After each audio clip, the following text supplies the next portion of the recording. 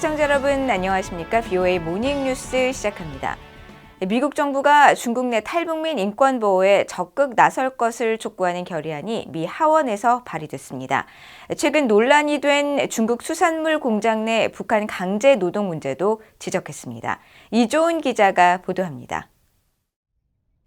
공화당의 미셸 스틸 하원 의원이 중국 내 탈북민들의 인도적 위기 해결을 위해 미국 정부가 적극적인 조치를 할 것을 촉구하는 결의안을 13일 대표 발의했습니다.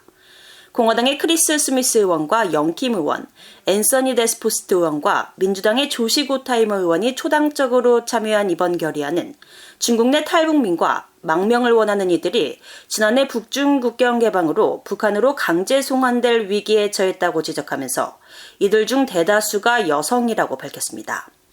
이어 중국과 북한 정부는 현재 중국 내 탈북민 정보에 대한 현상금을 내거는 등 탈북민을 찾아 구금하고 강제 북송하기 위해 적극적으로 나서고 있다고 말했습니다.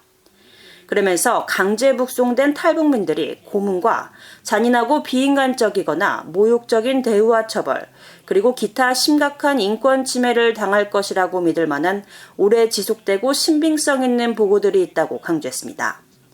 결의안은 또 최근 논란이 된 중국 수산물 가공 공장 내 북한 강제 노동 문제도 지적했습니다. 불법 핵무기 프로그램을 포함한 북한 정부의 수입 창출을 위해 북한인들은 대부분 중국과 러시아 등 해외로 보내져 중국 랴오닝성의 수산물 가공 공장 등 강제 노동에 해당하는 것으로 알려진 조건에서 일하고 있다는 겁니다. 그러면서 중국 내 탈북민과 강제 노동에 시달리고 있는 북한 노동자들의 인도적 위기 해결을 위해 구체적 조치에 나설 것을 미국 대통령과 국무장관에게 촉구했습니다. 결의안은 먼저 탈북민에 대한 중국의 인권 유린 종식을 위해 미국 정부가 중국 공산당을 압박하는 한편 망명을 원하는 탈북민을 보호하고 북한 노동으로 생산된 상품을 금지하며 김정은 정권에 대한 외국 자본의 유입 중단을 위해 유엔의 영향력을 활용할 것을 독려했습니다. 또 탈북 난민과 망명 희망자에 대한 중국 공산당의 처우를 잔학 행위로 규정하는 것을 고려하고 강제 북송에 고의로 관여하는 중국 공산당이나 다른 유엔 회원국 관리에게 책임을 묻기 위해 현존하는 제재 권한을 사용할 것을 독려했습니다.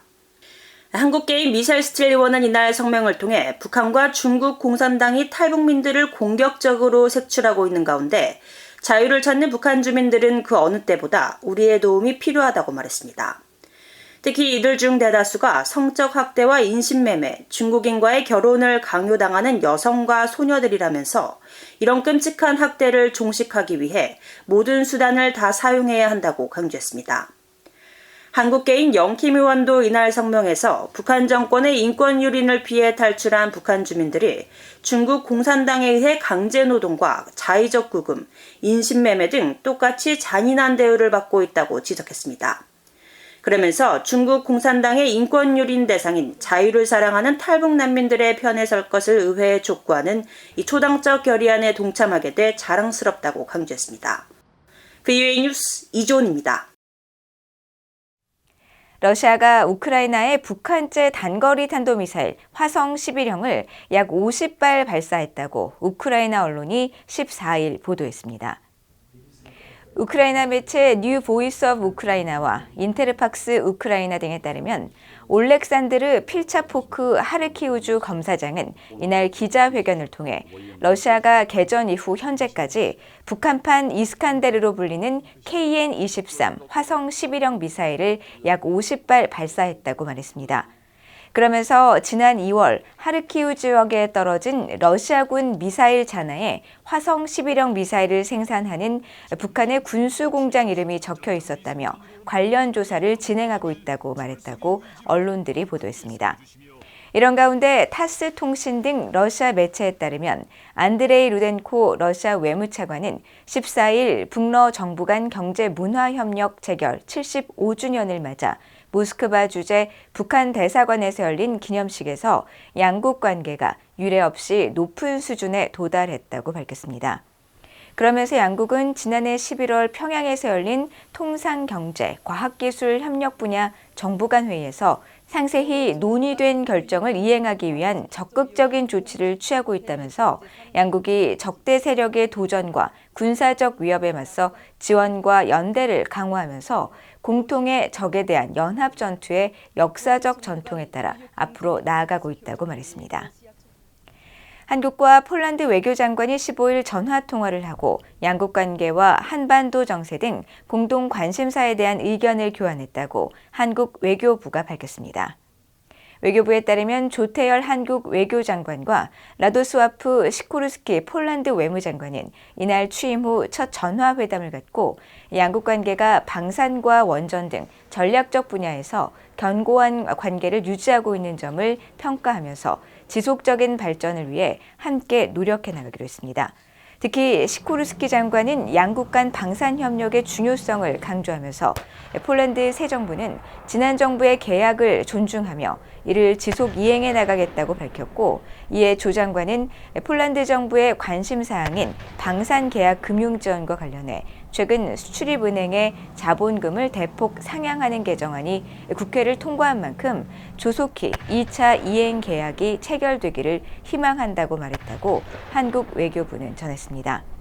폴란드는 지난해 한국산 무기 도입을 크게 늘리면서 한국과의 국방 분야 협력을 확대해왔지만 최근 정권 교체에 따라 정치적 입장이 다른 새 연립정부가 출범하면서 전임 정부가 외국과 맺은 기존 무기 계약을 무효화할 수 있다는 전망이 제기됐습니다.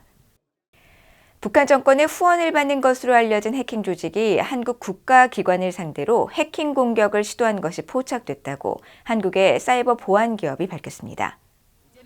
한국의 사이버 보안 기업 이스트 시큐리티는 최근 공개한 보고서를 통해 외교 안보 분야 민간정책연구원을 사칭해 국방 관련 국가기관에 소속된 특정인을 표적으로 한 스피어피싱 공격이 발견됐다면서 그 배후로 북한 정찰총국 산하 해킹 조직 킴수키를 지목했습니다. 이들은 국방 분야 공동 연구 과제와 관련한 자문을 요청하는 이메일을 보내면서 대용량 첨부 파일을 함께 첨부해 다운로드를 유도하는 방식으로 해킹 공격을 펼쳐왔으며, 피해자가 해당 첨부 파일에 접속하면 피싱 사이트로 연결돼 계정 정보가 공격자의 서버로 전송되도록 악성 코드를 고안했다고 지적했습니다. 보고서는 해당 첨부 파일의 인코딩 정보를 분석한 결과 과거 북한 김숙희가 수행한 공격과의 유사성이 다수 발견됐다면서 공격자들이 외교와 국방, 안보, 통일 등을 주제로 다양한 표적들에게 사이버 공격을 하고 있는 만큼 관련 종사자들의 각별한 주의가 필요하다고 당부했습니다. 이상으로 BOA 모닝 뉴스를 모두 마칩니다. 시청해주신 여러분 고맙습니다.